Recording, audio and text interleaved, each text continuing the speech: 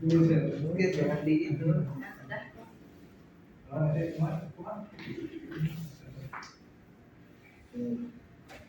Ini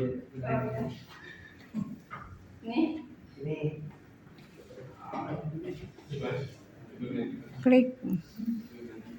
Bismillahirrahmanirrahim. Assalamualaikum warahmatullahi wabarakatuh. Waalaikumsalam warahmatullahi wabarakatuh. Alhamdulillah, wassalatu wassalamu ala Rasulillah wa alihi wa sahbihi wa man Salawat serta salam dan puji serta syukur mari kita panjatkan kehadirat Allah Subhanahu wa taala atas rahmat hidayah serta karunia yang Allah berikan kepada kita berkumpul kembali dalam rangka pada bulan ini. Salawat serta salam selalu tercurahkan kepada junjungan kita yang Nabi Muhammad Sallallahu alaihi wasallam dalam memperjuangkan agama Islam dari zaman jahiliyah menuju zaman yang terang benderang yang penuh dengan teman-teman yang berbahagia. Dalam kesempatan kali ini saya akan menjelaskan sedikit tentang kaidah kutipan dan daftar pustaka yang akan dibahas pertama kali tentang kaidah kutipan. Mengutip merupakan pekerjaan yang dapat menunjukkan kredibilitas penulis. Oleh karena itu, mengutip harus dilakukan secara teliti, cermat, dan bertanggung jawab. Hari Wijaya dan Trito 2011 halaman 151 mengatakan bahwa ketika mengutip perlu dipelajari bagaimana teknik pengutipan sesuai dengan standar ilmiah. Untuk itu perlu diperhatikan hal berikut. Yang pertama, mengutip sehemat-hematnya. Yang kedua, mengutip jika dirasa sangat perlu semata-mata. Dan tiga, terlalu banyak mengutip mengganggu kelancaran bahasa.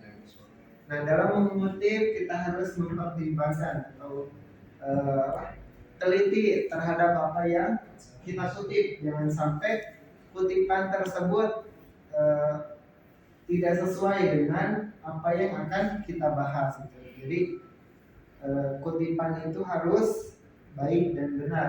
Tentunya kutipan tersebut itu menunjukkan apa yang akan kita bahas. Jadi kutipan itu secara umum gitu, secara umum.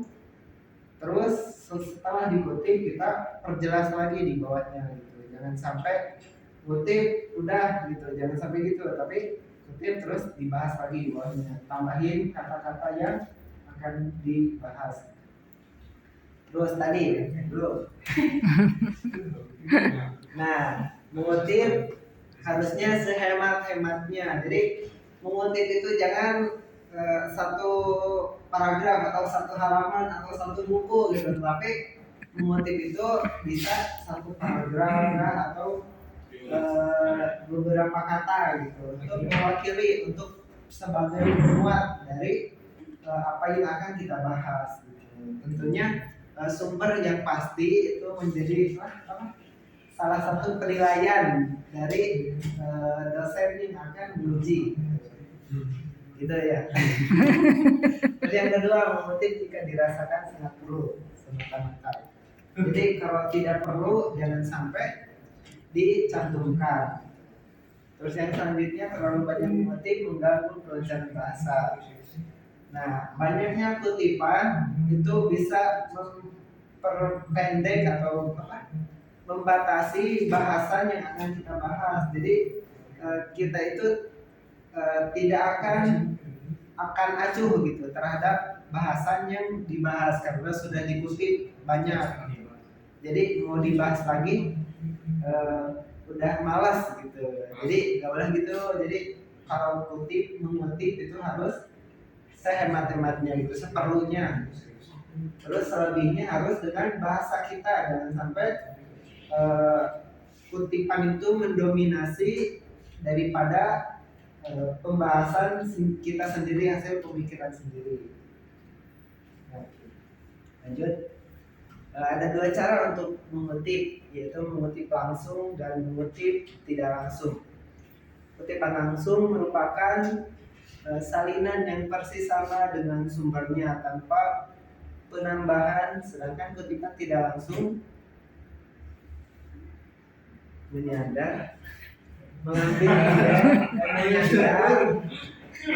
ide, Menyadur. dari suatu sumber dan menuliskannya sendiri dengan kalimat atau bahasa sendiri.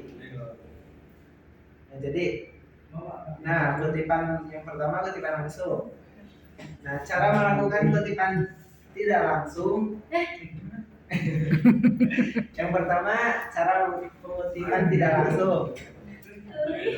Contohnya menggunakan langkah-langkah itu. Yang pertama menggunakan redaksi dari penulis sendiri, parafrasa. Terus yang kedua mencantumkan sumber nama penulis, tahun dan halaman. Contoh, menurut salah satu historiografis tradisional, penyerahan kekuasaan kerajaan Pajajaran kepada kerajaan Sumedang. larang berlangsung melalui penyerahan mahkota emas kerajaan Sunda Pajajaran kepada Prabu Kebusan Ulang. Penyerahan mahkota secara simbolis berarti bahwa Sumedang larang menjadi penerus kerajaan Sunda.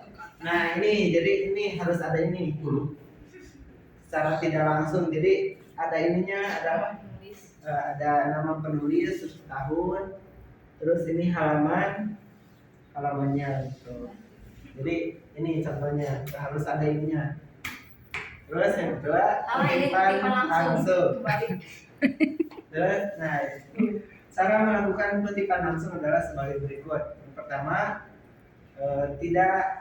jika kutipan 4 baris atau kurang langsung pendek. Dikutip apa adanya, diintegrasikan ke dalam teks paparan penulis, paparan penulis. Jarak baris kutipan 2 spasi sesuai dengan jarak spasi paparan. Dibubuhi tanda kutip, sumber yang pasti dan jelas.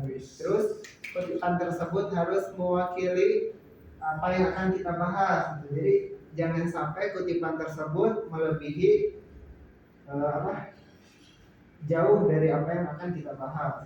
Terus pastikan sumbernya itu dari sumber yang terpercaya, jangan sampai sumbernya itu tidak jelas, karena karya ilmiah itu harus jelas.